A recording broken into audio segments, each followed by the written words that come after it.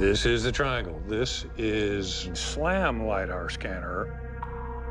This, to me, was the most interesting one. The first thing that I thought was cool is Lidar can see smoke. Look at that. That is cool. Wow.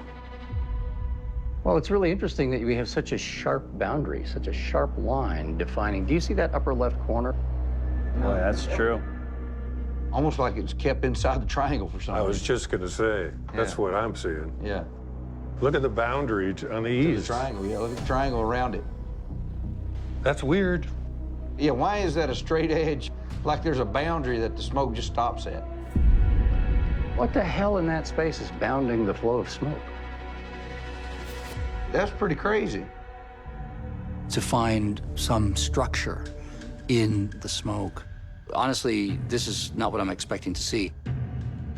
We don't claim to know the physics at this point. We don't even know how this is possible. Clearly, there's something going on, and that something is real.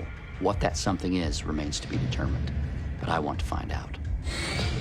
We'll check this out. But if you rotate this and look at it from the south, there was something that looked quite solid, sort of poking out of that cloud.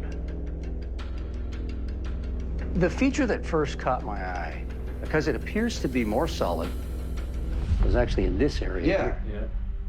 All right, I'm gonna point, and you tell me where Dave's feature, his cold spot was Well, located. you stop in height, but you need to go to the west.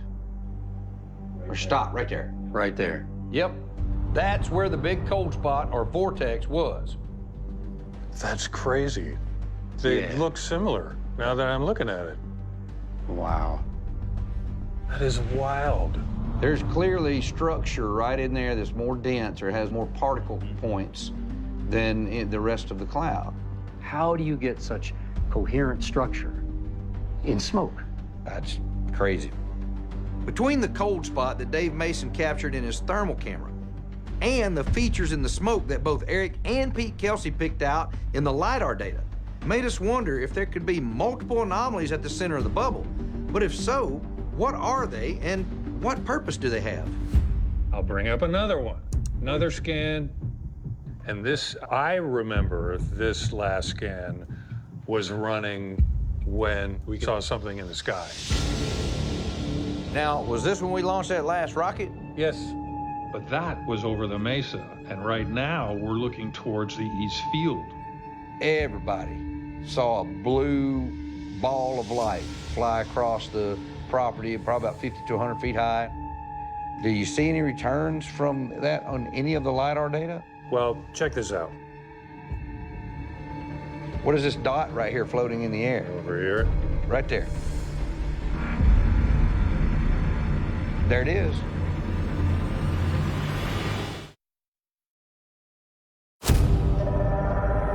What is this dot right here floating in the air? Everybody on the ground saw this. It was so bright. Yep. That's right. We captured whatever this thing was with the LiDAR. Yeah. We're talking about a visible light phenomenon with so many witnesses. What is this dot right here? I fully expected to have multiple angles of whatever this object was in a video record. But clearly, while none of the camera assets caught this thing in the field of view, I was convinced we would have had it in multiple cameras. yes, we do have a potential match to that very bright light in the LiDAR data. How's that possible? Maybe there's a connection to the bubble.